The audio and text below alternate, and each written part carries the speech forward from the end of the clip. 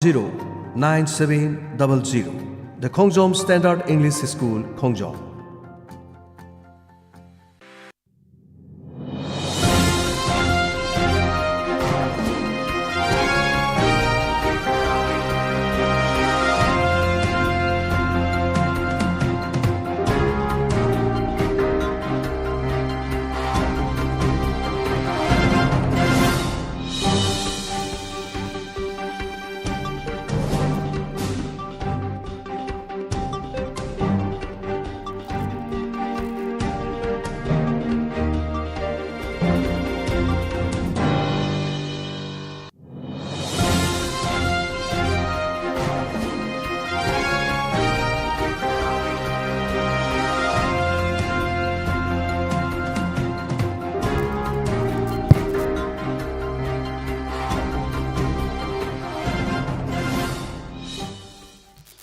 ꯑꯍꯥꯟꯕꯗ ꯃꯔꯨꯑꯣꯏꯕ ꯄꯥꯎ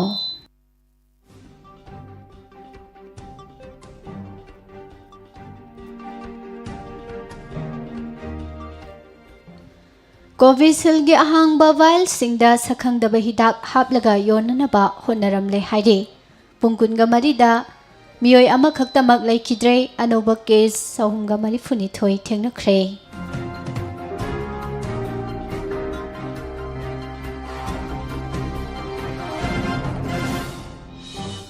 ꯃꯅꯤꯄꯨꯔꯗꯁꯨ ꯗꯦꯜꯇꯥ ꯄ꯭ꯂꯁ ꯚꯦꯔꯤꯑꯦꯟꯠꯒꯤ ꯀꯦꯁ ꯊꯦꯡꯅꯔꯦ ꯍꯥꯏꯔꯤ ꯆꯦꯛꯁꯤꯟ ꯊꯧꯔꯥꯡꯁꯤꯡ ꯂꯧꯈꯠꯅꯅꯕ ꯁꯦꯟꯇꯔꯅ ꯈꯪꯍꯜꯂꯛꯂꯦ ꯂꯣꯛꯇꯥꯛ ꯄꯥꯠꯀꯤ ꯃꯐꯝ ꯈꯔꯗ ꯏꯁꯤꯡ ꯄꯨꯝꯂꯦ ꯄꯥꯠ ꯑꯁꯤꯗ ꯉꯥ ꯌꯥꯎꯅ ꯏꯁꯤꯡꯗ ꯂꯩꯕ ꯊꯋꯥꯏ ꯄꯥꯟꯕꯁꯤꯡ ꯄꯥꯛ ꯁꯟꯅ ꯁꯤꯔꯒ ꯇꯥꯎꯈꯠꯂꯛꯂꯦ ꯆꯤꯐ ꯃꯤꯅꯤꯁꯇꯔꯅ ꯍꯥꯏꯈꯤꯕ ꯋꯥꯐꯝ ꯊꯕꯛꯇ ꯑꯣꯟꯊꯣꯛꯇꯕꯒꯤ ꯄ꯭ꯔꯣꯇꯦꯁꯠ ꯇꯧꯈ꯭ꯔꯦ ꯆꯤꯐ ꯃꯤꯅꯤꯁꯇꯔꯅ ꯑꯦꯁꯦꯝꯕ꯭ꯂꯤꯗ ꯂꯧꯃꯤꯁꯤꯡꯗ ꯑꯀꯛꯅꯕ ꯅꯨꯃꯤꯠ ꯃꯁꯤꯡ ꯄꯜꯂꯗꯨꯅ ꯍꯥꯔ ꯐꯪꯍꯜꯂꯒꯅꯤ ꯍꯥꯏꯈ꯭ꯔꯒ ꯐꯪꯍꯟꯗꯕꯒꯤ ꯈꯣꯡꯖꯪ ꯂꯧꯃꯤꯁꯤꯡꯅ ꯆꯪꯁꯤꯜꯂꯛꯂꯦ ꯏꯂꯦꯛꯇ꯭ꯔꯤꯛꯀꯤ ꯒꯥꯔꯤꯁꯤꯡ ꯁꯤꯖꯤꯟꯅꯕ ꯍꯣꯠꯅꯔꯤ ꯆꯤꯐ ꯃꯤꯅꯤꯁꯇꯔꯅ ꯏ-ꯀꯥꯔꯠ ꯋꯦꯁꯠ ꯀꯂꯦꯛꯁꯟ ꯒꯥꯔꯤꯁꯤꯡ ꯈꯨꯠꯁꯤꯟꯅꯈ꯭ꯔꯦ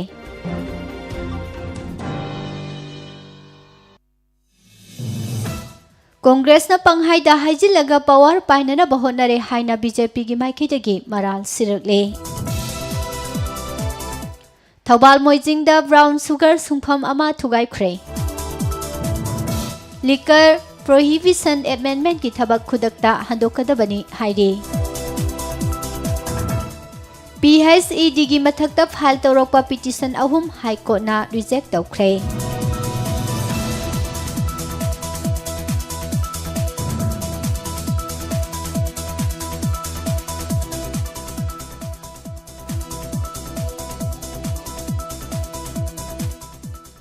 ꯑꯣꯖꯥ ꯄꯤꯗ꯭ꯔꯕꯗꯤ ꯁꯦꯞꯇꯦꯝꯕꯔꯒꯤ ꯇꯥꯔꯤꯛ 3ꯗ ꯇꯣꯇꯦꯜ ꯁꯠꯗꯥꯎꯟ ꯇꯧꯒꯅꯤ ꯍꯥꯏꯅ ꯌꯨꯅꯤꯌꯟꯒꯤ ꯃꯥꯏꯀꯩꯗꯒꯤ ꯐꯣꯡꯗꯣꯔꯛꯂꯦ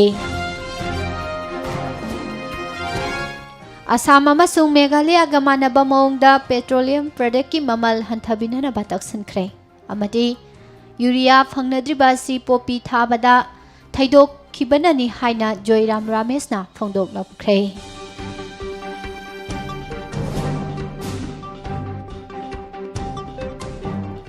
ꯊꯧꯕꯥꯜꯒꯤ 25ꯅꯤ ꯄꯥꯟꯕ ꯌꯥꯏꯐꯔꯕ ꯏꯪ 2019 ꯁꯦꯞꯇꯦꯝꯕꯔꯒꯤ ꯇꯥꯔꯤꯛ 1 ꯌꯨꯝꯖꯀꯩꯁ ꯅꯨꯃꯤꯠ ꯑꯁꯤꯒꯤ ꯊꯧꯔꯝ ꯇꯥꯕꯤꯔꯤꯕ ꯃꯌꯥꯝꯕꯨ ꯄꯨꯁꯄꯥꯔꯥꯅꯤ ꯂꯥꯏꯁ꯭ꯔꯝꯅ ꯇꯔꯥꯝ ꯅꯣꯛꯆꯔꯤ ꯍꯧꯖꯤꯛ ꯃꯔꯨꯑꯣꯏꯕ ꯄꯥꯎꯁꯤꯡ ꯁꯟꯗꯣꯛꯅ ꯄꯤꯖꯔꯤ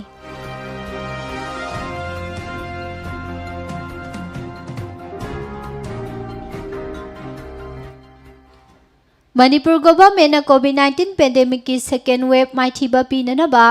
ꯑꯉꯝꯕ ꯄꯥꯝꯕꯩꯁꯤꯡ ꯄꯨꯊꯣꯛꯇꯨꯅ ꯍꯣꯠꯅꯔꯤꯉꯩꯒꯤ ꯆꯩꯔꯛꯇ ꯀꯣꯚꯤꯗ-19ꯗꯒꯤ ꯉꯥꯛꯊꯣꯛꯅꯅꯕꯒꯤꯗꯃꯛ ꯃꯤꯌꯥꯝꯗ ꯃꯥꯁ ꯚꯦꯛꯁꯤꯅꯦꯁꯟ ꯄ꯭ꯔꯣꯒ꯭ꯔꯥꯝ ꯐꯥꯎꯕ ꯆꯠꯊꯗꯨꯅ ꯄꯥꯛꯇꯛꯅꯅ ꯍꯤꯗꯥꯛ ꯀꯥꯞꯊꯣꯛꯅꯅꯕ ꯊꯕꯛ ꯄꯥꯡꯊꯣꯛꯂꯤꯉꯩꯗ ꯂꯝꯍꯦꯟ ꯇꯨꯝꯍꯦꯟꯕ ꯃꯤꯑꯣꯏ ꯈꯔꯅ ꯍꯤꯗꯥꯛ ꯀꯥꯞꯊꯣꯛꯈ꯭ꯔꯕ ꯀꯣꯚꯤꯁꯤꯜꯒꯤ ꯚꯥꯏꯜꯁꯤꯡ ꯈꯣꯝꯖꯤꯟꯗꯨꯅ ꯁꯛꯈꯪꯗꯕ ꯍꯤꯗꯥꯛꯁꯤꯡ ꯑꯃꯨꯛ ꯍꯟꯅ ꯍꯥꯞꯆꯤꯜꯂꯒ ꯃꯤꯌꯥꯝꯗ ꯌꯣꯟꯅꯅꯕ ꯍꯣꯠꯅꯔꯝꯂꯦ ꯊꯧꯑꯣꯡ ꯑꯁꯤꯒꯤ ꯃꯇꯥꯡꯗ state health society national health mission ꯃꯅꯤꯄꯨꯔꯒꯤ ꯃꯥꯏꯀꯩꯗꯒꯤ state mission director doctor M ꯁꯝꯖꯥꯏꯅ ꯑꯣꯐꯤꯁꯤꯌꯦꯜ ꯃꯦꯃꯣꯔꯦꯟꯗꯝ ꯑꯃ ꯊꯣꯛꯈ꯭ꯔꯦ ꯗꯥꯏꯔꯦꯛꯇꯔ ꯑꯁꯤꯒꯤ ꯃꯦꯃꯣꯔꯦꯟꯗꯝ ꯑꯁꯤ ꯊꯥ ꯑꯁꯤꯒꯤ ꯇꯥꯔꯤꯛ 28ꯇ ꯊꯣꯛꯇꯨꯅ ꯊꯧꯗꯣꯛ ꯑꯁꯤꯒꯤ ꯋꯥꯐꯝꯁꯤꯡ ꯀꯣꯚꯤꯗ-19 ꯚꯦꯛꯁꯤꯅꯦꯁꯟꯒꯤ ꯊꯕꯛꯁꯤꯡ ꯃꯥꯏꯄꯨꯅꯔꯤꯕ ꯁ꯭ꯇꯥꯐ ꯄꯨꯝꯅꯃꯛ ꯌꯥꯎꯅ ꯃꯅꯤꯄꯨꯔꯒꯤ chief medical officer CMO sing District Family Welfare Officer DFWO amadi District Immunization Officer DIO singda official oina khanghankre. Memorandum asina khanghankiba wafam singi manungda COVID-19 vaccination gi thabakta saruk yariba staff pumnamak amasung mathakta palliba makok thongba official sing asina miyamda hidak kapada sisinakhraba Covishield vaccine gi ahangba bahal sing ningthijana masing thibaga loinana chap chaba mafam amada thamgadabani haibagi instruction pikhi. Loinana hariba thabak asi mari leinariba official sing asina tawi natraga taude khangdoknanabagidamag state ki teamna district singda amasung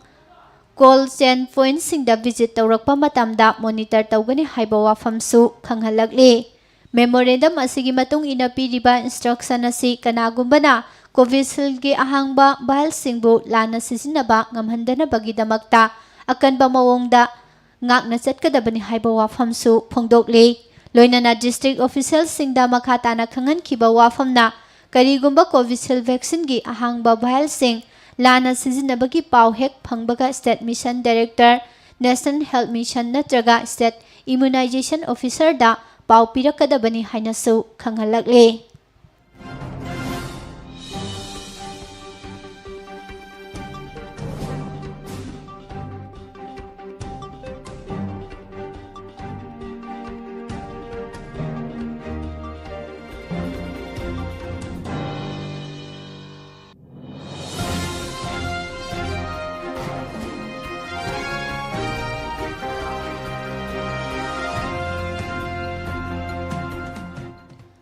Government global warming amasung climate change laksinduna thoondana bagidamak electric vehicle sing hena sizinahananaba tongan ba thabak sing lokhatli haina Chief Minister N Biren haikre wafama singarang City Convention Center da Chief Minister na tongan ba urban local body ULV sing da e-cart waste collection vehicle sing yenthokladuna phongdokhibani. Thauramasi Manipur government ki Manipur Housing and Urban Development mahut loisang na sinbane. Thauramasi da Chief Minister na e-vehicle sing asina thau sizinaba gari singa sangdamnabada hena sading tauhandaba amasung akoibagi phibam phagathanbadasu mateng pangi. Government ki maikadagi state asida e-rickshaw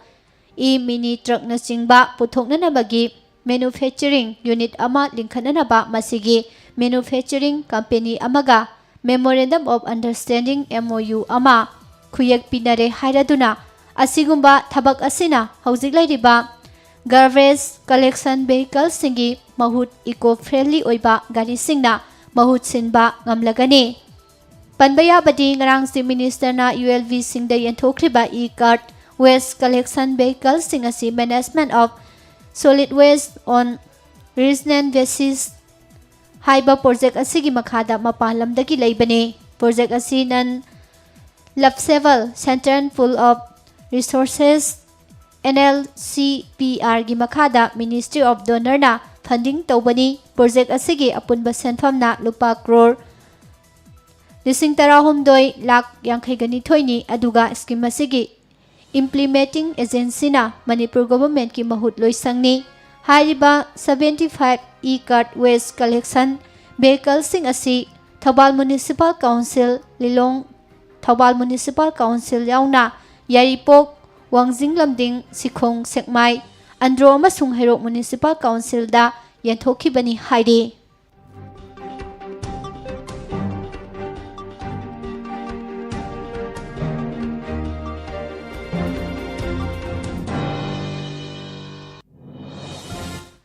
Chief Minister Nongthombam Birena handakta pangthokiba assembly mifamda laumi singi awat bahar sayol amagi manungda phangalagani haikiba wafam thabakta onthokpiu Manipur miyamgi mathau taba har athubada phanghanbiu lengangna lauthokiba laumi singi double income chinda khakta laubagi mahutta thabak oina onthokadabani haina ngarang laumi miyamna labukta tholaktuna khongjang sangsinkhre. Kakching district ki Sugunu assembly constituency ki manungda laiba Wangugi tongan balokol singdalaw uriba laumi miyamna nong khara surakhibadagi ising khara lairiba labuk singda urea har zaining labasu har phangnatabadagi khoisaunaraba laumi singna tholaktuna Wangugi Laurong Konjil Lokolda Urea Har Lengakna Matam Chana Laumisingda Phanghanbidriba asigi matangda khongjang sangsinbaga loinana Laumisingda Urea Har Chayol amagi manungda Phanghangani Laukthokrabasu Har pibidabagi mayokta Kholau kayasu laukhi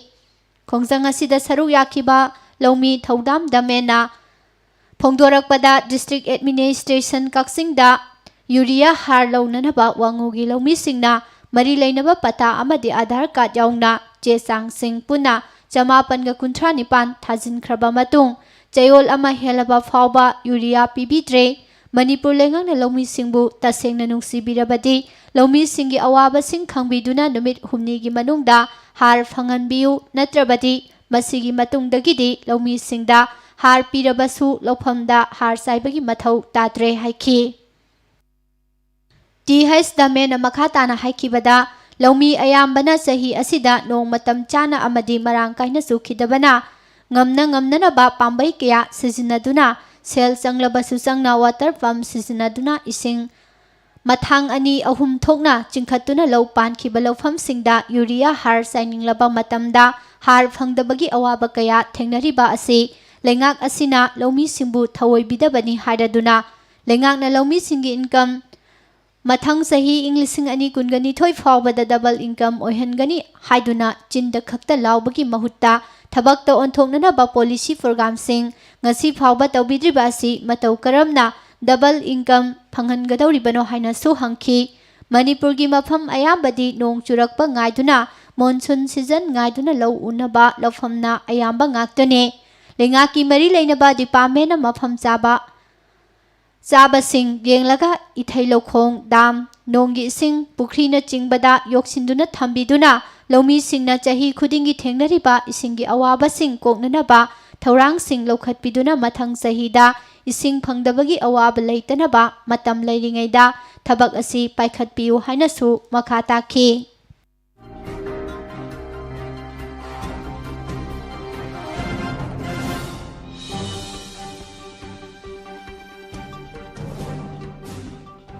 Salibatha Sigi Tarikun Manga the Manipur Police Department ki Director General of Police DGP LM Khoktena Department Asigi Halvildar Yankhaigani Panbu Jamandar the promotion pire Haduna Thokiba order da Hanadagi Halvildar dagi Jamandar the promotion piduna Chahi Mangaga Thamari Jamandar Oiduna Thabak Tawraklaba personnel ama Halvildar da Hantha Halakpagi Mayokta High Court of Manipur da Wakalakpadagi DGP ki order asigi mari suba pregapta yauriba jamandar oina thabak tawraklaba personnel amabu halvildar da hantha hale haibagi order adu suspend tawduna thamkhre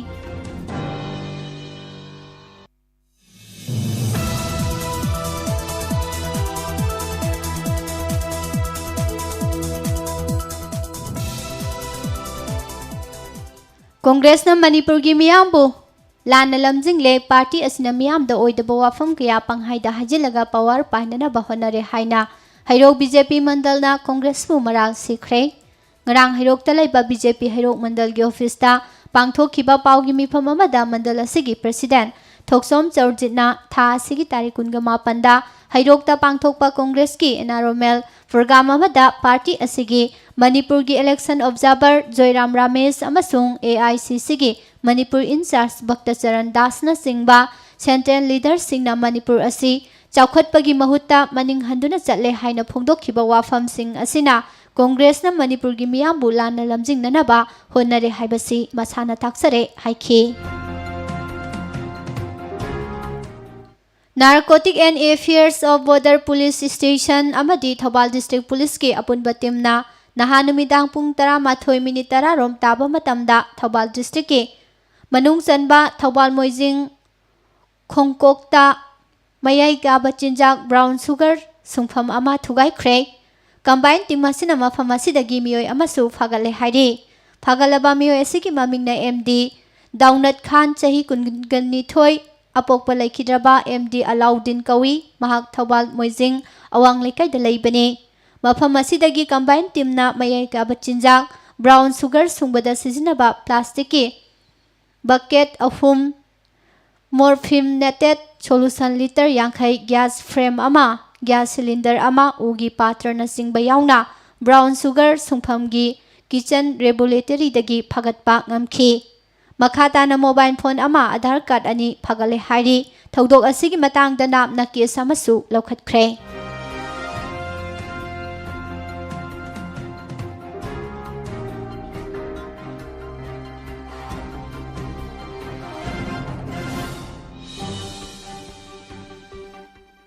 Manipur Liquor Prohibition Second Amendment Select Committee na ayaba piduna ek olhanana bahonarakpa haibase Manipur miyam buyugi ipakta luphanduna khangu thakta punsi lomhanana basinba Manipur lenga ki thoksilni maramasina thoksil asi khudakta lepkadabani haina All Manipur Women Social Reformation and Development Samaj ki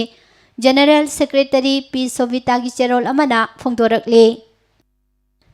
Manipur da yu na khunaida semilon da chahi lisang sina sohalakpada natana miyoi kya gi punsi manung matam chadana hatpi khrabani nupi oibi kaya lukhrabi oihanba nauriba angang kaya mapa yaudana hinghalakpa lamdam asigi mipung khudingna hakthengnana laklaba wafamni Manipur Liquor Prohibition Act chana handuna Manipur bu yu thahandana ba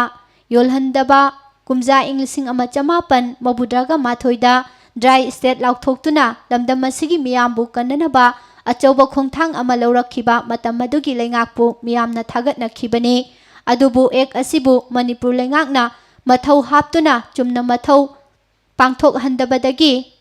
mamai thangda ek asi kanadaba ek oina laurakpani Manipur leingaki wakhal khanthaba watpa amadi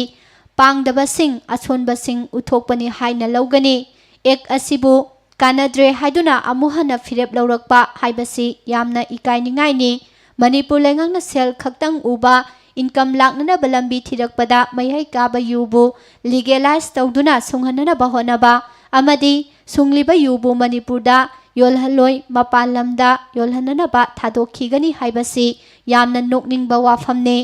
akanba lo kaya semduna mayhai kaba chinjak makhal sing yonba sijinnaba amadi lamdam asida pusilakpa yaroi haiba leijarabasu ngasi phawada mapung phana thingba ngamdri masi Manipur lengak amadi mari leinaba loisang singi asonbane masagi mathau mapung phana pangthokpa ngamdraga yu sungba yonba yahalasi hariba Manipur lengak asi kaya yamna solabage amadi commitment leitrabage haibadu yamna mayek sengna uthokjare Mayai kaba chinjak sing thingba ngamdraga sunghalasi yolhalasi amadi masidagi achauba senfam laahanana ba semlasi haibasi leibak khunai bu yonthoklaga khunai gi yumbi singbu dumna manghalaga sel oina paisil hausi haibani lamdam asi manghanana ba lengang nasinbani hairi lenga ki thawong asida leibak miyamna khangning liba wafamdi lamdam asi gi revenue ka hanana ba yu yolhandrabadi sunghandrabadi atopa pambai amata leitrabara Masi oiba tarabadi hena revenue kahanba kahanana ba popi pambi sing paksana thanba number 4 sunghanbadi yadabra hainasu wahang oina hanglakli ngasi Manipur da mayai ka ba yu thaklambadagi hena tamthiba chinjak makhal kaya charakpa sijinarakpa haibasi masana tajaraba wafamni yu yonba apikpa sangda lambi sorokta number 4 saba miyoi kaya phaba fine thihanba amadi Mayai kaba chinjak saba thingnana ba lengak na kanu honari haibasi tabada yamna nokningba wafamne lupa crore na khujing oiraga mayai kaba chinjak laloliba miyoi singbuna kangkhatuna thamba lengaki thausil sinadi kaidongaida lamdam asidagi mayai kaba chinjak thingba oithokte achau asang phamnaiba akal athau singna mayai kaba chinjak lalonbada yauriba sing matik saba chairak pidriba makhaidi masibu thingba oithokte Pumnamak asi yengluraga lamdam asigi mama oibisingna kumja inglising ama chamapan humbudra dagi hauraga yu thingbagi akanba ihau hauduna lakhibana mayai kaba chinjak thingnana bagi damakta mapunsi kathokhiba kaya ama lamdam asigi puwarida mutnaidana lehauraga dabani madugi mahaina lamdam asida ngasina maira paibi haina khangnariba aduga matam amadana nisabani haina khangnaramba All Manipur Women Social Reformation and Development Samaj Nupi Samajna ngasigi leingakna mayai kaba yubu legalize tawduna income laahanana bani haiduna Manipur Liquor Prohibition Amendment tawnana ba lokhalakliba khongthang asi khudakta handokadabani ꯂꯩꯉꯥꯛꯀꯤ ꯊꯧꯁꯤꯜꯅ ꯂꯩꯕꯥꯛ ꯏꯔꯥꯡ ꯊꯣꯛꯍꯟꯅꯅꯕ ꯁꯤꯟꯒꯅꯨ ꯍꯥꯏꯔꯤ꯫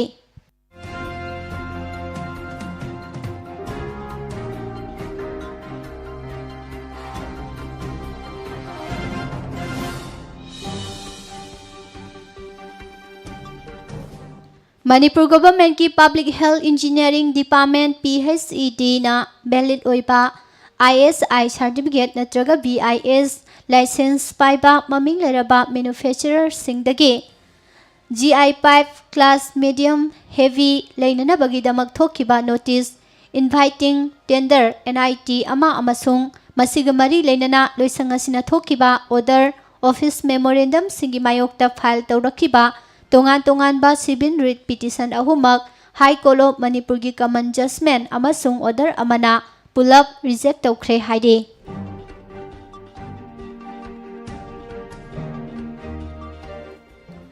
नहान नुमित युंगलकपा मतमदा Imphal PS ना फंगबा रिपोर्ट अमगी मतुंगिना अयुक पुंग 13:55 रोम तारकपदा नॉर्थ AOC गे क्लासिक होटल गा मायोकनबा कंगला पाकी मपानदा असिबा नुपा की हक्सांग अमा लेरमले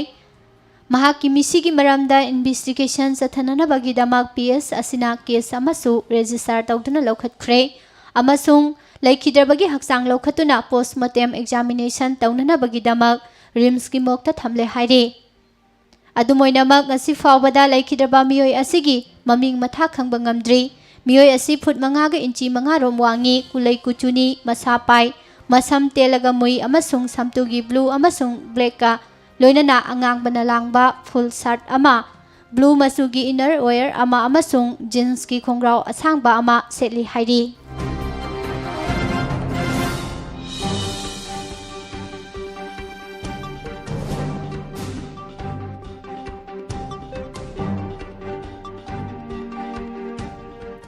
कुमजा इंग 2022 की अंगनबा सरुकता पांगथोकदौरिबा 12 सुबा मणिपुर लेजिस्लेटिव असेंबली की मिखलगिदमक कांग्रेस पार्टी की पोरम पोमित सिंह याथोंगनबा मणिपुर प्रदेश कांग्रेस कमिटी की तोंगान बा कमिटी सिंगी मिफम पांगथोखरबा तुंगदा ngarang AICC की मणिपुर की इलेक्शन ऑब्जर्वर जयराम रामेश अमसुंग AICC की मणिपुर इंचार्ज भक्तचरण दास ngarang नुंगथिल इम्फाल थादोक्तुना दिल्ली दा हनख्रे। AICC की मणिपुर इंचार्ज भक्तचरण दास ना हौखिबा अगस्त की तारीख 23 अमसुंग AICC की मणिपुर इलेक्शन ऑब्जर्वर जयराम रामेश हौखिबा अगस्त की तारीख 23 इम्फाल दा थुंगलखिबगा लोइनना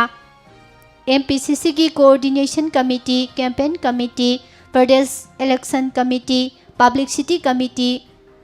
मैनिफेस्टो कमिटी फाइनेंस कमिटी अमसुंग मीडिया कोऑर्डिनेशन कमिटी की मिफम सिंह हौखिबा अगस्त की तारीख 23 तकी हौरगा ngarang फावबा मथंग पांगथोखिबनी। ngarang अयुक्सु जयराम रामेश साउना मीडिया कोऑर्डिनेशन कमिटी की मिफम कांग्रेस बाबल दा पांगथोखी मिफम असि लोइरबा मतुंग जयराम रामेश अमसुंग भक्तचरण दासना वांगखेम AC की ब्लॉक कांग्रेस महिला कांग्रेस अमसुंग यूथ कांग्रेस की थौमीसिंगसु यारिपोक विष्णु नाहादलाइबा MLA के मेघाचंद्र की युमदा उनदुना वारी साखी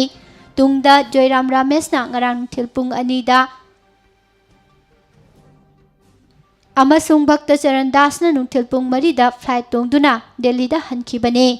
जयराम रामेशना इम्फाल दा लेरिङैदा कांग्रेस MLA सिंह अमममता ओइना उनदुना वारी सानखिबगा लोइनना लाकदबा असेंबली मिखल असिदा पार्टी असिगी इंटेंडिंग कैंडिडेट सिंगसु अमममता ओइना उनखिबने। लोइनना लाकदबा मिखल असिगिदमक्तसु इलेक्शन मैनेजमेंट कमिटी अमदी प्रदेश इलेक्शन कमिटी की मिफम पांगथोक्तुना मिखलगा मरी लेनना पाइखतकदबा थबक थौरम सिंगी मतांगदसु कुमना खनखिबा लैख्रबने।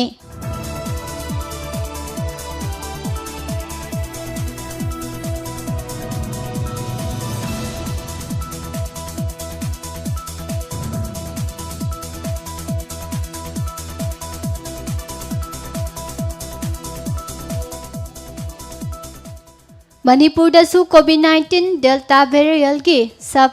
लिनियस अमा ओरिबा डेल्टा प्लस वेरिएंट हाइनसु खंगनरिबा AY वेरिएंट की केस निपान थेंगनखिबगा लोइनना COVID-19 की डेल्टा वेरिएंट की अनोबा म्यूटेंट स्ट्रेन सिंग थेंगनख्रे। Ministry of health and family welfare ना स्टेट खुदक्तगी मियाम की हक्सेल की ओइबा सक्सिन थौरांग ꯂꯧꯈꯠꯅꯅꯕ ꯈꯪꯍꯜꯂꯛꯂꯦ꯫ ꯏꯟꯗꯤꯌꯥ ꯂꯩꯉꯥꯛꯀꯤ ministry of health and family ꯋꯦꯜꯐꯤꯌꯔꯒꯤ ꯑꯦꯗꯤꯁꯅꯦꯜ ꯁꯦꯀ꯭ꯔꯦꯇꯔꯤ ꯑꯥꯔ.ꯇꯤ.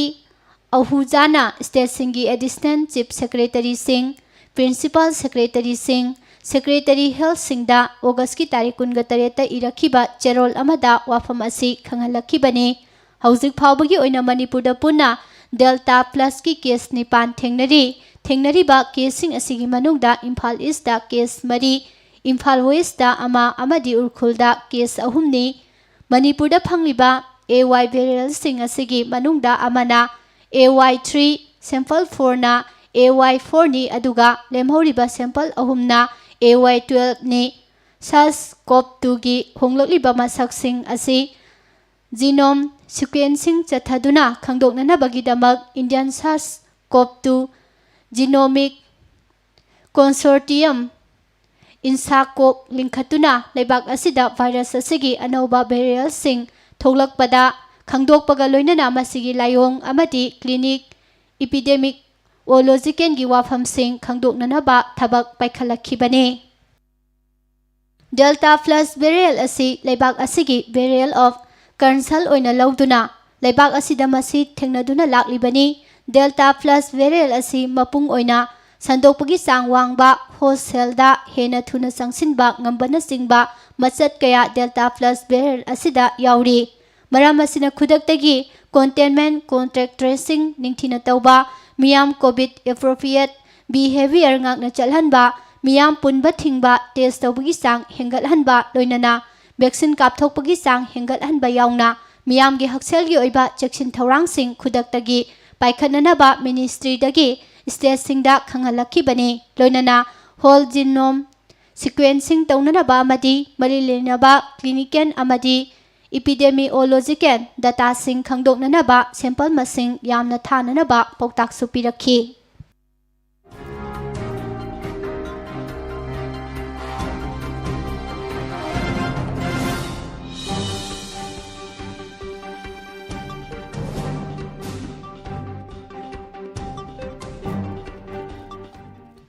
ꯃꯥꯂꯦꯝꯒꯤ ꯂꯝ ꯀꯣꯏꯕꯁꯤꯡꯒꯤ ꯃꯤꯇꯥꯅꯐꯝ ꯑꯣꯏꯔꯤꯕ ꯑꯃꯁꯨꯡ ꯁ꯭ꯇꯦꯠ ꯑꯁꯤꯒꯤ ꯃꯤꯑꯣꯏ ꯀꯌꯥꯒꯤ ꯍꯤꯡꯅꯅꯕꯒꯤ ꯂꯝꯕꯤ ꯄꯤꯔꯤꯕ ꯂꯣꯛꯇꯥꯛ ꯄꯥꯠꯀꯤ ꯁꯔꯨꯛ ꯈꯔꯗ ꯏꯁꯤꯡ ꯁꯥꯊꯤꯅ ꯄꯨꯝꯂꯦ, ꯃꯅꯝ ꯅꯝꯊꯤꯕꯅ ꯃꯅꯥꯛꯇ ꯆꯪꯕ ꯉꯝꯅꯗ꯭ꯔꯦ꯫ ꯃꯐꯝ ꯑꯁꯤꯗ ꯉꯥ ꯌꯥꯎꯅ ꯏꯁꯤꯡ ꯃꯅꯨꯡꯗ ꯂꯩꯕ ꯊꯋꯥꯏ ꯄꯥꯟꯕꯁꯤꯡ ꯄꯥꯛ ꯁꯟꯅ ꯁꯤꯔꯒ ꯇꯥꯎꯈꯠꯂꯛꯂꯦ ꯍꯥꯏꯔꯤ꯫ ꯏꯁꯤꯡ ꯄꯨꯝꯗꯨꯅ ꯑꯍꯤꯡꯕꯁꯤꯡ ꯁꯤꯔꯒ ꯇꯥꯎꯈꯠꯂꯛꯂꯤꯕ ꯃꯐꯝ ꯑꯁꯤ ꯂꯣꯛꯇꯥꯛ ꯄꯥꯠꯀꯤ ꯏꯌꯥꯏꯗ ꯂꯩꯕ ꯐ꯭ꯂꯣꯇꯤꯡ ꯚꯤꯂꯦꯖ ꯅꯠꯇ꯭ꯔꯒ ꯆꯝꯄꯨ ꯈꯥꯡꯄꯣꯛ ꯍꯥꯏꯔꯒ ꯈꯪꯅꯔꯤꯕ ꯑꯇꯥꯎꯕ ꯈꯨꯜ ꯑꯁꯤꯒꯤ ꯑꯀꯣꯏꯕꯗꯅꯤ꯫ ꯃꯐꯝ ꯑꯁꯤꯗ ꯐꯨꯠꯕꯣꯜ ꯐꯤꯜ 3-4ꯔꯣꯝ ꯄꯥꯛ ꯆꯥꯎꯒꯗꯕ ꯂꯣꯛꯇꯥꯛꯀꯤ ꯁꯔꯨꯛꯁꯤꯡ ꯄꯥꯛ ꯁꯟꯅ ꯄꯠꯊ ꯄꯨꯝꯊꯔꯦ꯫ ꯃꯁꯤꯅ ꯄꯥꯠꯀꯤ ꯁꯔꯨꯛ ꯑꯁꯤ ꯊꯥꯎꯊꯤ ꯍꯩꯗꯣꯛꯄꯗꯧꯅ ꯏꯁꯤꯡꯒꯤ ꯃꯆꯨ ꯉꯥꯡꯂꯩꯅꯕꯗꯒꯤ ꯃꯨꯁꯤꯜꯂꯛꯄ ꯐꯥꯎꯕ ꯊꯦꯡꯅꯔꯦ ꯍꯥꯏꯔꯤ꯫ ꯀꯣꯡꯒꯣꯟ ꯀꯥꯈꯠꯇꯨꯅ ꯂꯩꯕꯗꯒꯤ ꯉꯥ ꯌꯥꯎꯅ ꯏꯁꯤꯡ ꯃꯅꯨꯡꯗ ꯂꯩꯕ ꯑꯍꯤꯡꯕ ꯀꯌꯥ ꯑꯃ ꯁꯤꯔꯒ ꯇꯥꯎꯈꯠꯂꯛꯄꯁꯨ ꯊꯦꯡꯅꯔꯤ꯫ ꯃꯐꯝ ꯑꯁꯤꯗ ꯍꯧꯔꯝꯕ ꯆꯔꯥꯡ ꯌꯥꯎꯅ ꯏꯁꯤꯡꯒꯤ ꯄꯥꯝꯕꯤ ꯀꯌꯥꯁꯨ ꯄꯠꯊ ꯄꯨꯝꯊꯔꯦ꯫ ꯄꯥꯠ ꯑꯁꯤꯒꯤ ꯑꯣꯏꯔꯤꯕ ꯐꯤꯚꯝ ꯑꯁꯤꯗ ꯂꯩꯅꯥ ꯇꯤꯟꯅꯥ ꯀꯌꯥ ꯊꯣꯛꯂꯛꯇꯨꯅ ꯃꯤꯑꯣꯏꯕꯒꯤ ꯍꯛꯁꯦꯜꯗ ꯆꯥꯎꯅ ꯁꯤꯡꯅꯔꯛꯀꯗ꯭ꯔꯥ ꯍꯥꯏꯕꯒꯤ ꯃꯤꯄꯥꯏꯕ ꯃꯤꯌꯥꯝꯅ ꯄꯣꯛꯅꯔꯦ꯫ ꯋꯥꯐꯝ ꯑꯁꯤꯒ ꯃꯔꯤ ꯂꯩꯅꯅ ꯏꯟꯚꯥꯏꯔꯣꯟꯃꯦꯟꯇꯦꯂꯤꯁꯠ ꯔꯥꯝ ꯋꯥꯡꯈꯩꯔꯥꯛꯄꯝꯅ ꯐꯣꯡꯗꯣꯔꯛꯄꯒꯤ ꯃꯇꯨꯡ ꯏꯟꯅ ꯂꯣꯛꯇꯥꯛ ꯍꯥꯏꯗ꯭ꯔꯣ ꯄ꯭ꯔꯣꯖꯦꯛ ꯆꯂꯥꯏꯅꯅꯕ ꯏꯊꯥꯏ ꯕꯦꯔꯦꯖꯅ ꯂꯣꯛꯇꯥꯛꯀꯤ ꯏꯁꯤꯡ ꯊꯤꯡꯖꯤꯟꯗꯨꯅ ꯊꯝꯕꯗꯒꯤ ꯂꯣꯛꯇꯥꯛ ꯄꯥꯠꯀꯤ ꯃꯍꯧꯁꯥꯒꯤ ꯑꯣꯏꯕ ꯁꯥꯏꯀꯜ ꯄꯨꯝꯅꯃꯛ ꯑꯀꯥꯏꯕ ꯄꯤꯔꯕꯅꯤ꯫ ꯕꯦꯔꯦꯖ ꯑꯁꯤ ꯂꯩꯇ꯭ꯔꯤꯉꯩ ꯃꯃꯥꯡꯗꯗꯤ ꯅꯣꯡꯖꯨ ꯊꯥ ꯃꯇꯝꯗ ꯄꯥꯠ ꯑꯁꯤꯒꯤ ꯑꯍꯦꯟꯕ ꯏꯁꯤꯡꯁꯤꯡ ꯕꯦꯔꯦꯖ ꯑꯁꯤ ꯁꯥꯔꯤꯕ ꯃꯅꯤꯄꯨꯔ ꯇꯨꯔꯦꯜꯒꯤ ꯈꯨꯠꯊꯥꯡꯗ ꯆꯤꯡꯊꯣꯛꯆꯩ ꯑꯃꯗꯤ ꯄꯥꯠ ꯑꯁꯤꯒꯤ ꯑꯔꯤꯕ ꯑꯃꯗꯤ ꯑꯅꯧꯕ ꯏꯁꯤꯡꯁꯤꯡ ꯁꯤꯟꯗꯣꯛ ꯁꯤꯟꯖꯤꯟ ꯇꯧꯔꯝꯃꯤ꯫ ꯑꯗꯨꯝ ꯑꯣꯏꯅꯃꯛ ꯕꯦꯔꯦꯖ ꯑꯁꯤꯅ ꯊꯤꯡꯖꯤꯟꯗꯨꯅ ꯂꯩꯕꯗꯒꯤ ꯃꯍꯧꯁꯥꯅ ꯏꯁꯤꯡ ꯁꯤꯟꯗꯣꯛ ꯁꯤꯟꯖꯤꯟ ꯇꯧꯒꯗꯕ ꯑꯗꯨ ꯌꯥꯗꯕꯒ ꯂꯣꯏꯅꯅ ꯃꯇꯝ ꯀꯨꯏꯅ ꯇꯨꯡꯁꯤꯟꯗꯨꯅ ꯂꯩꯔꯛꯄꯅ ꯏꯁꯤꯡꯒꯤ ꯃꯒꯨꯟ ꯍꯟꯊꯔꯛꯄꯅꯤ꯫ ꯏꯝꯐꯥꯜ ꯁꯤꯇꯤ ꯐꯥꯎꯗꯨꯅ ꯂꯣꯛꯇꯥꯛ ꯄꯥꯠꯇ ꯇꯥꯔꯤꯕ ꯅꯝꯕꯨꯜ ꯇꯨꯔꯦꯜ ꯑꯃꯗꯤ ꯅꯝꯕꯣꯜ ꯇꯨꯔꯦꯜꯅꯁꯨ ꯄꯥꯠ ꯑꯁꯤ ꯃꯣꯠꯍꯜꯂꯛꯄꯒꯤ ꯑꯆꯧꯕ ꯃꯔꯝ ꯑꯃꯅꯤ꯫ ꯑꯗꯨꯝ ꯑꯣꯏꯅꯃꯛ ꯄꯥꯠ ꯑꯁꯤꯕꯨ ꯉꯥꯛ ꯁꯦꯟꯕꯒꯤ ꯊꯧꯗꯥꯡ ꯄꯥꯏꯔꯤꯕ ꯃꯅꯤꯄꯨꯔ ꯂꯩꯉꯥꯛꯀꯤ ꯃꯔꯤ ꯂꯩꯅꯕꯁꯤꯡꯅꯁꯨ ꯃꯇꯝ ꯆꯥꯅ ꯌꯦꯡꯁꯤꯟꯕꯤꯗꯕ ꯑꯃꯗꯤ ꯄꯥꯏꯈꯠꯐꯝ ꯊꯣꯛꯄ ꯊꯕꯛꯁꯤꯡ ꯄꯥꯏꯈꯠꯄꯤꯗꯕ ꯑꯁꯤꯅ ꯃꯤꯌꯥꯝꯗ ꯍꯦꯟꯅ ꯄꯦꯟꯗꯕ ꯄꯣꯛꯍꯜꯂꯦ꯫ ꯆꯝꯄꯨ ꯈꯥꯡꯄꯣꯛꯇ ꯈꯨꯟꯗꯥꯔꯤꯕ ꯃꯤꯌꯥꯝꯅ ꯑꯀꯣꯏꯕꯗ ꯂꯩꯔꯤꯕ ꯏꯁꯤꯡꯁꯤꯡ ꯊꯛꯅ ꯆꯥꯅꯕ ꯁꯤꯖꯤꯟꯅꯔꯝꯕꯅꯤ꯫ ꯑꯗꯨꯕꯨ ꯍꯧꯖꯤꯛ ꯑꯣꯏꯔꯤꯕ ꯏꯁꯤꯡꯒꯤ ꯐꯤꯚꯝ ꯑꯁꯤꯅ ꯃꯔꯝ ꯑꯣꯏꯔꯒ ꯊꯛꯅ ꯆꯥꯅꯕ ꯏꯁꯤꯡꯒꯤꯗꯃꯛꯇ ꯀꯤꯂꯣꯃꯤꯇꯔ ꯀꯌꯥ ꯍꯤ ꯍꯣꯟꯗꯨꯅ ꯐꯤꯚꯝ ꯐꯔꯤꯕ ꯂꯣꯛꯇꯥꯛꯀꯤ ꯁꯔꯨꯛꯁꯤꯡꯗꯒꯤ ꯏꯁꯤꯡ ꯁꯣꯛꯅꯔꯤ ꯍꯦꯟꯅ ꯅꯨꯡꯅꯥꯡꯅꯤꯡꯉꯥꯏ ꯑꯣꯏꯔꯤꯕꯗꯤ ꯍꯥꯏꯔꯤꯕ ꯄꯥꯠꯀꯤ ꯁꯔꯨꯛꯁꯤꯡ ꯑꯁꯤ ꯄꯠꯊ ꯄꯨꯝꯊꯗꯨꯅ ꯏꯁꯤꯡꯗ ꯂꯩꯕ ꯊꯋꯥꯏ ꯄꯥꯟꯕ ꯀꯌꯥ ꯁꯤꯔꯤꯕ ꯑꯁꯤꯗꯒꯤ ꯑꯇꯣꯞꯄ ꯂꯩꯅꯥ ꯃꯈꯜ ꯑꯃ ꯁꯟꯗꯣꯔꯛꯇꯨꯅ ꯑꯀꯣꯏꯕꯗ ꯈꯨꯟꯗꯥꯔꯤꯕ ꯃꯤꯌꯥꯝꯒꯤ ꯍꯛꯁꯦꯜꯗ ꯁꯤꯡꯅꯕ ꯑꯃ ꯂꯥꯛꯀꯗ꯭ꯔꯥ ꯍꯥꯏꯕ ꯑꯁꯤꯅꯤ ꯃꯔꯝ ꯑꯁꯤꯅ ꯂꯩꯉꯥꯛꯀꯤ ꯃꯥꯏꯀꯩꯗꯒꯤ ꯄꯥꯠ ꯑꯁꯤꯒꯤ ꯐꯤꯚꯝ ꯃꯇꯝ ꯆꯥꯅ ꯌꯦꯡꯁꯤꯟꯕ ꯆꯪꯏ ꯑꯃꯗꯤ ꯃꯔꯤ ꯂꯩꯅꯕꯁꯤꯡꯅꯁꯨ ꯊꯃꯣꯏ ꯁꯦꯡꯅ ꯃꯊꯧꯗꯥꯡ ꯄꯥꯡꯊꯣꯛꯍꯟꯅꯤꯡꯏ ꯄꯥꯠ ꯑꯁꯤꯕꯨ ꯉꯥꯛ ꯁꯦꯟꯕꯒꯤ ꯊꯧꯗꯥꯡ ꯄꯨꯔꯤꯕ ꯂꯣꯛꯇꯥꯛ ꯗꯤꯕꯦꯂꯞꯃꯦꯟ ꯑꯣꯊꯣꯔꯤꯇꯤ LDAꯅ ꯄꯥꯠꯀꯤ ꯏꯁꯤꯡ ꯃꯇꯝ ꯆꯥꯅ ꯇꯦꯁ ꯇꯧꯗꯨꯅ ꯏꯁꯤꯡꯒꯤ ꯃꯒꯨꯟꯒꯤ ꯗꯇꯥ ꯇꯣꯏꯅ ꯈꯣꯝꯒꯠꯂꯤ ꯍꯥꯏꯕ ꯂꯩꯔꯒꯁꯨ ꯄꯥꯠ ꯑꯁꯤꯒꯤ ꯑꯣꯏꯔꯤꯕ ꯏꯁꯤꯡꯒꯤ ꯃꯒꯨꯟ ꯃꯤꯌꯥꯝꯗ ꯈꯪꯍꯟꯕ ꯂꯩꯇ꯭ꯔꯤ ꯗꯤꯄꯥꯔꯠꯃꯦꯟ ꯑꯁꯤꯗ ꯄꯥꯠꯀꯤ ꯃꯔꯝꯗ ꯈꯪꯕ ꯑꯃꯗꯤ ꯏꯀꯣꯂꯣꯖꯤꯁ ꯌꯥꯎꯗꯦ ꯏꯟꯖꯤꯅꯤꯌꯔ ꯉꯥꯛꯇꯅ ꯆꯂꯥꯏꯕꯒꯤ ꯃꯑꯣꯡꯗ ꯂꯩꯔꯤꯕ ꯑꯁꯤ ꯑꯊꯨꯕ ꯃꯇꯝꯗ ꯁꯦꯝꯗꯣꯛꯇꯨꯅ ꯑꯀꯣꯏꯕꯒꯤ ꯈꯜ ꯑꯃꯗꯤ ꯄꯥꯠ ꯇꯨꯔꯦꯜꯒꯤ ꯃꯔꯝꯗ ꯈꯪ ꯍꯩꯔꯕꯁꯤꯡꯁꯨ ꯊꯧꯗꯥꯡ ꯄꯨꯍꯟꯅꯤꯡꯏ ꯍꯥꯏꯅ ꯔꯥꯝꯅ ꯃꯈꯥ ꯇꯥꯅ ꯐꯣꯡꯗꯣꯔꯛꯈꯤ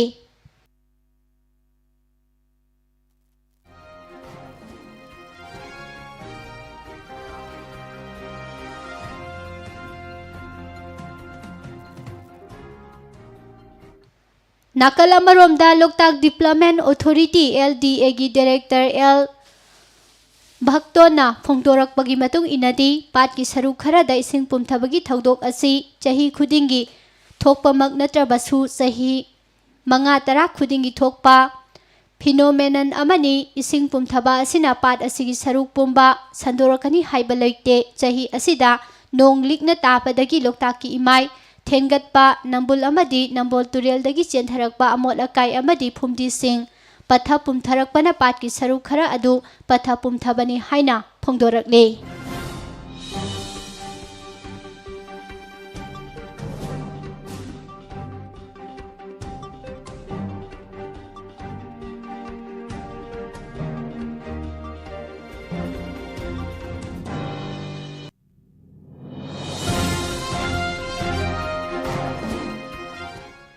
ꯑꯋꯥꯡ ꯅꯣꯡꯄꯣꯛꯀꯤ ꯁ꯭ꯇꯦꯠ ꯁꯤꯡ ꯑꯁꯥꯝ ꯃꯤꯖꯣꯔꯥꯝꯅꯆꯤꯡꯕ ꯁ꯭ꯇꯦꯠꯁꯤꯡꯗ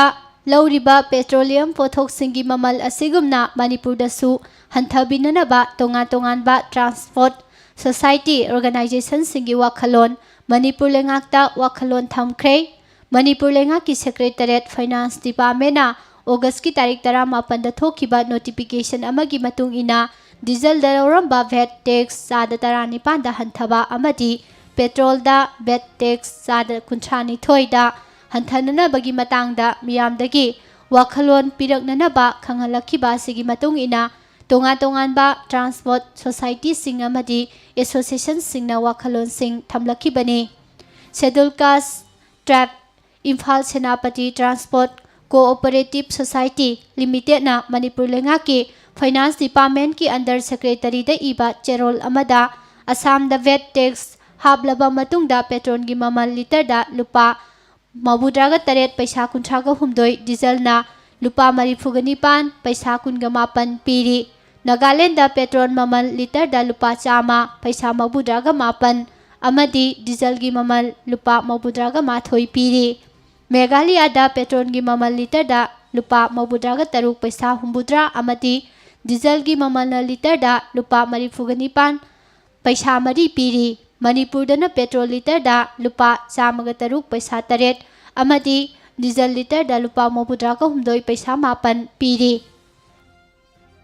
ꯊꯥꯎꯒꯤ ꯃꯃꯜ ꯑꯁꯤ ꯃꯦꯘꯥꯂꯌꯥꯅ ꯈꯔ ꯍꯣꯡꯕꯅ ꯃꯄꯥꯟꯗꯒꯤ ꯄꯣꯠꯆꯩ ꯂꯧꯕ ꯆꯠꯂꯤꯕ ꯒꯥꯔꯤꯁꯤꯡ ꯑꯁꯤ ꯑꯌꯥꯝꯕꯅ ꯃꯦꯘꯥꯂꯌꯥꯗ ꯊꯥꯎ ꯍꯥꯜꯂꯤ ꯃꯁꯤꯅ ꯃꯦꯘꯥꯂꯌꯥ ꯂꯩꯉꯥꯛꯇ ꯍꯦꯟꯅ ꯏꯟꯀꯝ ꯀꯥꯍꯜꯂꯤ ꯃꯔꯝ ꯑꯁꯤꯅ ꯃꯅꯤꯄꯨꯔ ꯂꯩꯉꯥꯛꯅ ꯑꯁꯥꯝ ꯑꯃꯗꯤ ꯃꯦꯘꯥꯂꯌꯥ ꯁ꯭ꯇꯦꯠꯅ ꯂꯧꯔꯤꯕ ꯈꯣꯡꯊꯥꯡ ꯑꯁꯤꯒ ꯃꯥꯟꯅꯅ ꯃꯅꯤꯄꯨꯔ ꯂꯩꯉꯥꯛꯅ ꯏꯟꯕꯤꯕꯒꯤ ꯇꯉꯥꯏꯐꯗꯕ ꯂꯩ ꯍꯥꯏꯅ ꯐꯣꯡꯗꯣꯛꯅꯔꯛꯂꯤ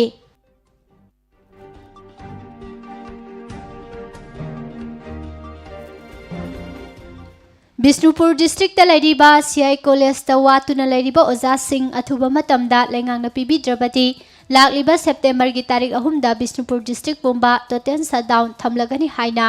CI ꯀꯣꯂꯦꯖ ꯁ꯭ꯇꯨꯗꯦꯟꯠ ꯌꯨꯅꯤꯌꯟꯅ ꯊꯥꯗꯣꯔꯛꯄ ꯆꯦꯔꯣꯜ ꯑꯃꯗ ꯍꯥꯏꯔꯤ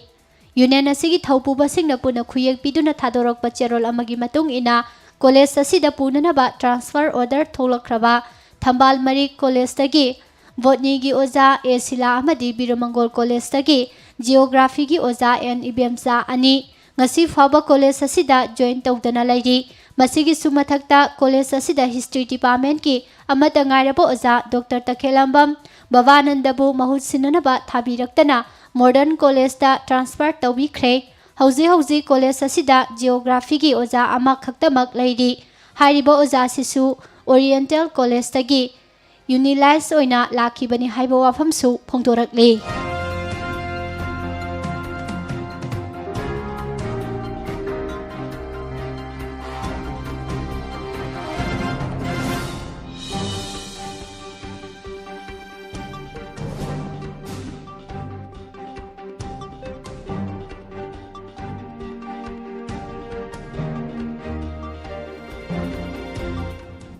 Manipurda COVID-19 ke anisuba web sandorakraba matung Mei tarik ani dagi mi siba haukraba matung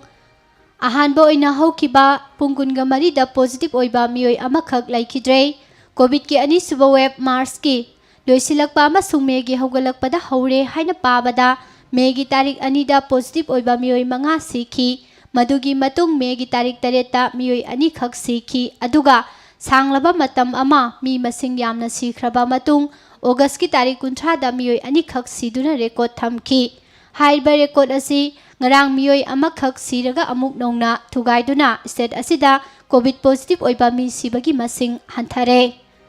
IDSP na ngarang numidang wairam thokiba cherol amagi matung ina Manipur da haukiba pungkunga marida mioi lising mari chahum humfu teso bada mioi chahum ga marifuni thoi positive oide positive oibagi sang asi nipan dasmik nipani ngarang positive oirakhiba masing asi hapsilaba tungda Manipurda COVID-19 positive oikiba apunba case masing lakh ama lising tara humdoi samapan kuntra humdoi yaukre nauna positive oirakhiba mioi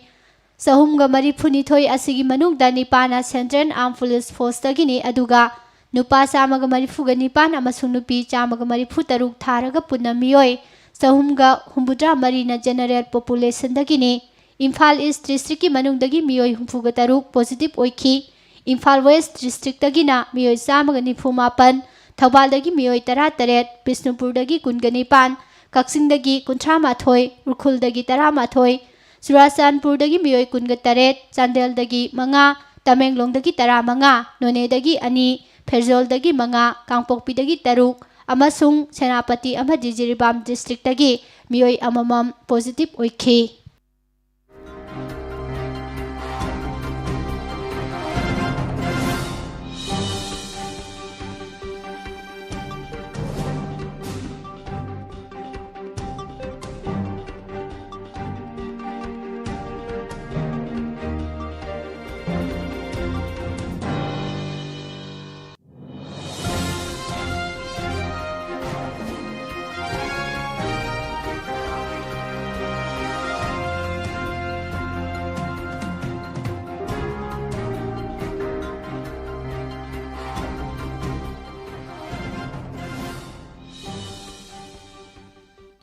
Lomi singna tampaki mafam kya da urea phangnadabagi awaba mayoknaba kohanba ngamdri aduga Jiribamgi railway platform da urea bag lising kaya nongkhang sahelaga thamlei haukiba tha aniromgi mamangdagi railway gi platform da urea bag lising kaya marum nongkhang sahelaga thamlibasigi maru oiba maramdi gari achingman yamna nemba maramna gari mapu amatana chingbiu haiba yadabadagini haina gari mapu kharana phongdorakli FCI gi seng chingnana bagidamakta numit khudingi Jiribamda truck chatruk ki mathakta pairaga lei cheng chingnana bagidamakta truck sing numit humni phawba maphamasida makhoigi tran ngairaga leinai aduga urea chingnana ba haibadana driver amatana chingbiu yadri kangkhong tara panba truck amana cheng singlagadi khongchat amada gari mapugi lupa lising tara manga lemi aduga urea singlagana sumnagi lupa lising tare nipandagi hena lemde chengi na ton ama chingbagi mamal lupa lising ahum oi ton tara manga singba taragadi lupa lising nifuga manga phangba ngami line chatpagi sading kaithokhraba matungda lupa lising tara manga ngaurok ngongna lemhanba ngami adubo urea tone अमा सिंबगी ममल सुमनतगी लुपा लिसिंग अनि चहुम खक्तमक P मसिना tone 15 चिंगलगदी लुपा लिसिंग 53,400 हेन पीदे समना हारबदा tone अमदा लुपा 7,900 खेनरई हाइनसु फोंदोखी जिरीबामदा पैरगा लैरिबा urea सिंग असिदी FCI न पीरिबा गाड़ी असिंगमन सिंग पीरगदी नुमित निनिदा लोइना सिंगबा ngamgani haiba wafamsu phongdorakle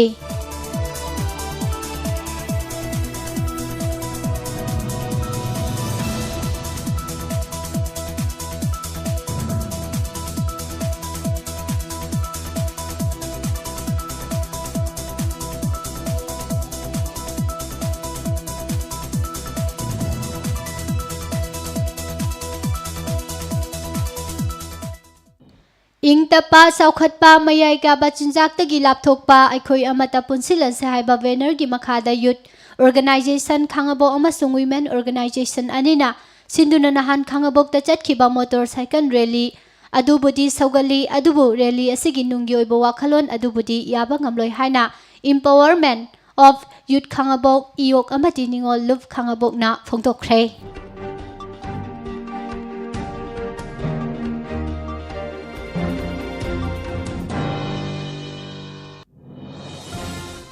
मसागी अनाबा मन मरम ओरगा हौगत कांखटपा ngamdana लैरिबा खुंद्राकपम एसिगी बनुसनबा अवांग ngairangbam mamang lekai चांदम Jugeshwar सही 65 गी इमुंगदा पौराबीदगी इमोइनु कंस्ट्रक्शन गी मैनेजिंग डायरेक्टर कैथेल लाकबम रोनेलना चेंग थाव अमदी सेल गी मतेंग पांखरे हाइदि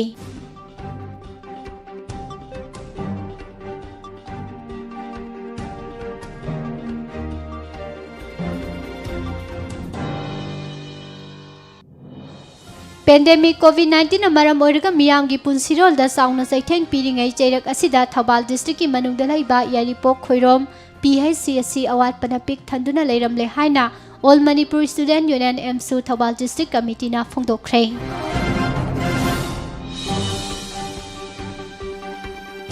कोविड-19 मरम ओरगा पोटफम मतम सांगना फंबा फंगलक्त्रबा खोइरमबल नुपी कैथेल अहुमगी पोटफम फंबिसिंगदा सेल गी तेंगबांग पियु हाइना ऑल मणिपुर नुपी मरुपना फोंदोरकले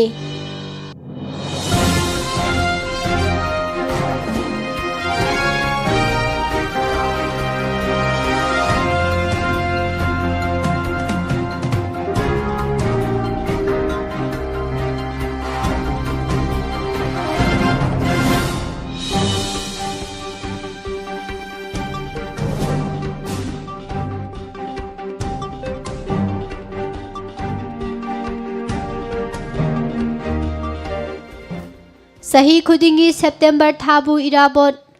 मन इराबोट थाबुंग था हाइना पांगथोक्तुना लाकपगी मनुंगजना हंदक सही की सु जिरीबाम डिस्ट्रिक्ट दा जननेता इराबोट मेमोरियल ट्रस्ट जिमेट न सिंधुना लमयान बहिजम इराबोट की निंगसिंग थागा मरी लेनना महाकपु सैथाबा डिस्ट्रिक्ट लेवल ओपन ऑनलाइन सैरेंग कॉम्पिटिशन लेबाक निंगबा सैरेंग सांगदमनबा अमा डिस्ट्रिक्ट लेवल की थाकता पांगथोकलगनी हाइदि कॉम्पिटिशन असिदा सरुक यागदबा सिंगना WhatsApp नंबर 9612486569 अमसुंग 7005446297 ता थाजिनबिरकदबनी मणिपुरी मीडियम बेंगोली मितै मयेक्ता सैरेंग सिंग असे परेंग कुंथ्रादगी हेंदना इरकदबनी मथंग थागी कुन फावबगी मनुंगदा सैरेंग सिंग असि थाजिलकपगा लोइनना मकोक मथंग तारबा सिंगदा मथंगसिना लुपा लिसिंग अनि लिसिंग अमगा चौंगा लिसिंग अमा अमसुंग सर्टिफिकेट का लोइना बमना सिंग पीबगा लोइनना कंसोलेशन प्राइज ओइना पार्टिसिपेंट मंगादा सेलगी मना सिंग पीगनी हाइदे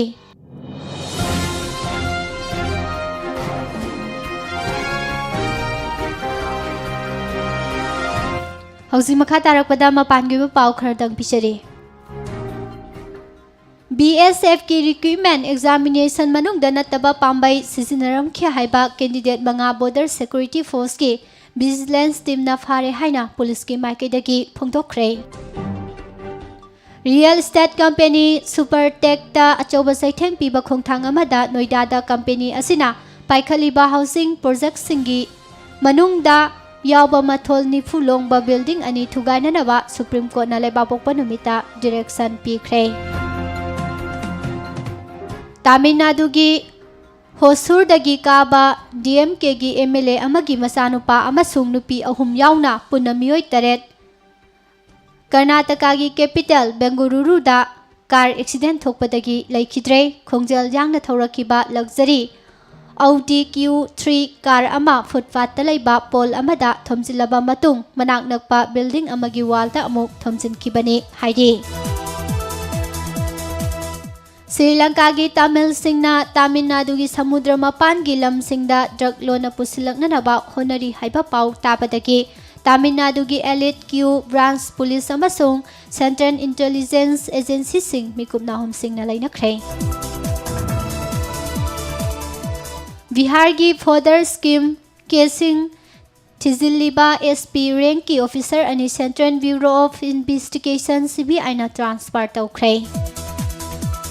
Police na phana na bahona duna lakpa lupa lising humbudra mga gi reward lauthokraba wanted criminal ama custody dagi nathokraba matung agra police ka khuthokna bada nomaina paduna laikidre masagi sahi nifumari suraba Mukesh Thakur kauba criminal asi Rajasthan gi Baseri dagini mahangna police personnel amadagi recover ama lakhi thaudok asi Mukesh pu mahaka thabak tawminaba amagi khulai lokhananaba puringaida thokibani hairi Andhra Pradesh ta hojik lengak pariba YSRCP na state asida police ras haudoktuna police kangbu amana opposition leader singda harassment piduna laire haina Telugu Desam Party DTP gi Supremo amasung hanagi Chief Minister Chandrababu Naidu na phongthokre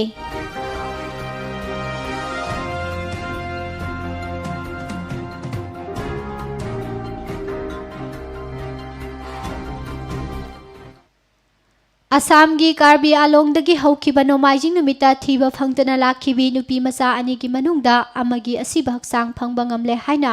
police na phongdorakpaga loinana atopa amadi hojiksu thiba phangtana lairi haide Leba pokpa numita Mizoram da COVID-19 gi anoba case lising amaga chama yangkhai tare thengnakibaga loinana state asigi apunba case masing lising yangkhai ga mapan chama tara mapan yaure Prime Minister Narendra Modi na leba pokpa numita Assam gi Chief Minister Himanta Biswa Sarma ga wari sanaduna state asigi mafam kya da thokliba ising isau gi phibam gi matangda kumna wari sanakhre haide Tripura gi anoba political force oriba PIP-IA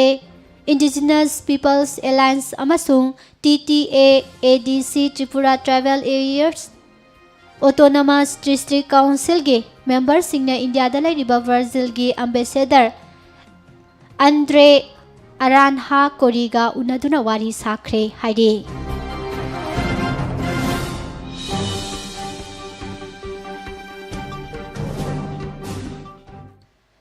Pentagon na Afghanistan da hauzik ISIS gi fighter lising ani rom active oina lairi haina phongdokraba matung United Kingdom na makhoi gi mathakta air strike chathananaba sem saduna laire haina su phongdokre Ngasidagi sahi mangarom gi mamangda LGBTQ rights activists ani hatpada senaba lengang na athingba thamkraba group amagi miyoi taruk Bangladesh court amana sibagi cherak pikhibaga loinana ani namara leitre haina thadokre Panjashir province ki awang thangba saruk talaiba mafam amada Taliban force amadi Afghan militia fighter singi marakta thokiba khuthoknabagi thaudok amada Taliban fighter nipan hatkre haina anti-Taliban opposition group asigi machin chatpa miyoi amana phongdorakli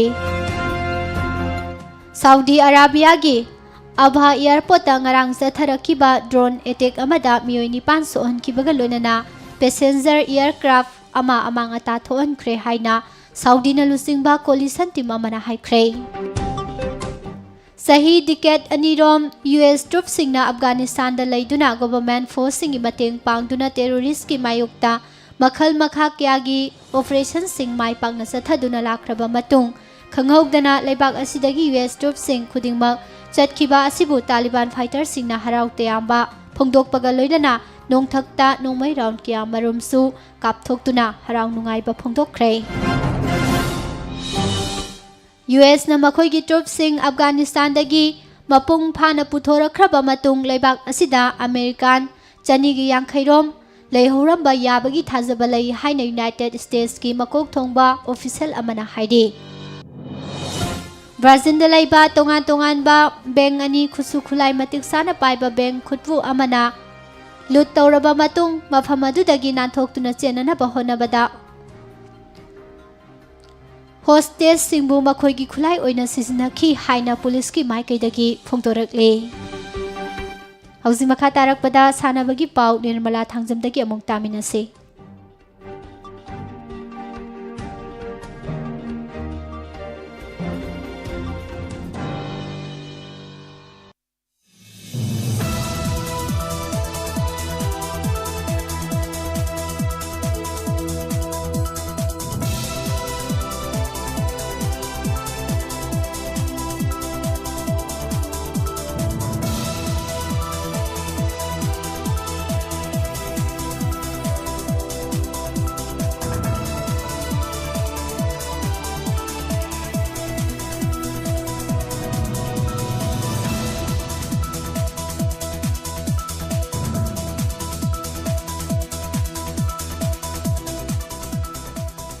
Hojing makha tarakpada sanabagi pau pizari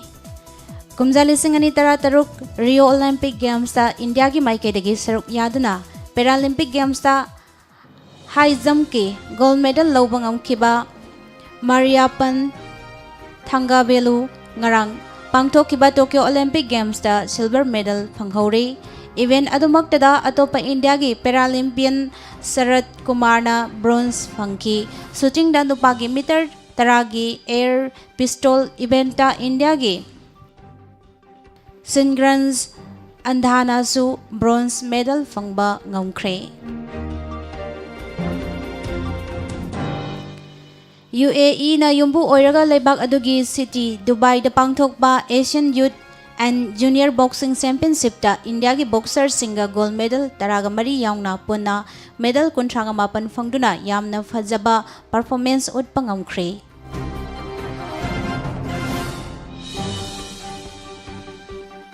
Iran na yumbu oiraga pangthokliba chahi taramapan wakhagi nupagi World Event Volleyball Championship ta India pre-quarter final da maithau wadagi Cuba ga position mapan dagi na taratarok phawbagi classification match sadaragani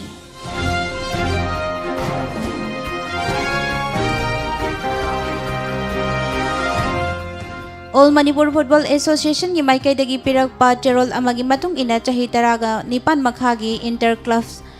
Futsal tournament English sing ani kunga mathoida tongan ba club singi coach oiriba official kunga taruk October thagi ahan bachayolda All India Football Federation na singadawriba online workshop for futsal coach ki damak nominate tawre haina phongdorakle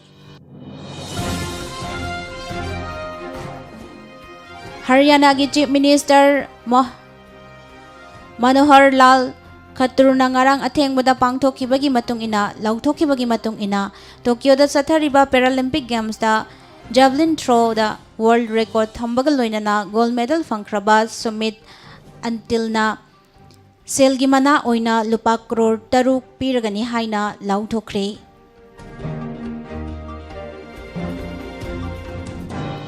Malemgi oina maming leraba football sanaroi Portugal macha Cristiano Ronaldo na Mahakna hana sanaramba Italy gi Juventus Football Club tagi English Premier League ki club ama oiriba Manchester United ta chahi ani gi oiba khuyak pinare haina club asi maikai digi confirm tawrakre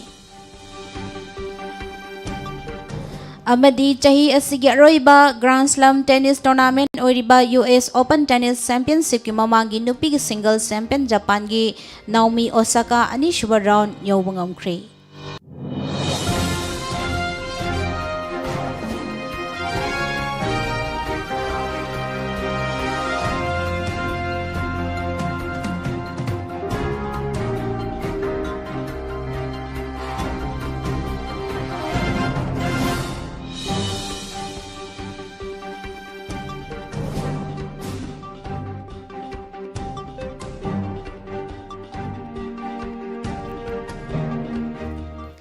Thagasari Nirmala loisilakpada maruoiba pau amuk ana Covishield-gi ahangba vial-singda sakhangdaba hidak haplaga yonanaba honaramle hairi pungkunga marida miyoi amakhaktamak laikidre anoba case 342 thengnakhre. Manipur da su Delta Plus burial gi case thengnare hairi section tharang sing lokhananaba center na khangalakle. Loktak Pat ki mafam kharada ising pumle pat asida nga yaungna isingda laiba thawai panba sing pak sana siraga tawkhalakle haidi. Electric ki gari sing siznana ba honari Chief Minister na e-card waste collection gari sing miyam da khusinakre. Chief Minister na haikiba wafam thabak ta onthoktabagi protest tawkre. Chief Minister na assembly da Nomi singda akangnaba numit masing paladuna har phangalagani haikraga phangandabagi khongjangda Lomi singi pendaba wakat ase lakibani. Congress na panghaida haijilaga power painana bahonari haina BJP ki maikaidagi maral sirakle. Thobal Moijingda brown sugar sungpham ama thugaikre. Liquor Prohibition Amendment gi thabak khudak ta handokadabani haina phongdorakle. VHED gi mathakta file torokpa petition ahum High Court na reject tawkre.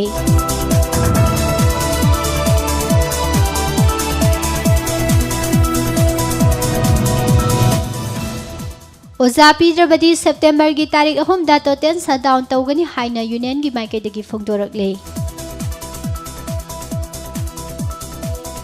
Assam amasung Meghalaya ga manaba mawngda petroleum product ki mamal hanthabinanaba taksinkhre. Gari asingman yamandabana jiribamdagi urea chingbiu yadra haiba wafam phongdorakle amadi urea phangnadriba si popi thabada thaidokhibanani haina Joyram Ramesna phongdoklamkhre. Pijariba pausing ase galoinana hojiki oinadi nukti phongliba pause singdagi lauthokjaba maruiba pausing Miyamda pijaba loisinjari tabiriba singbo amuka hana Pusparani Laishamna khurumjari.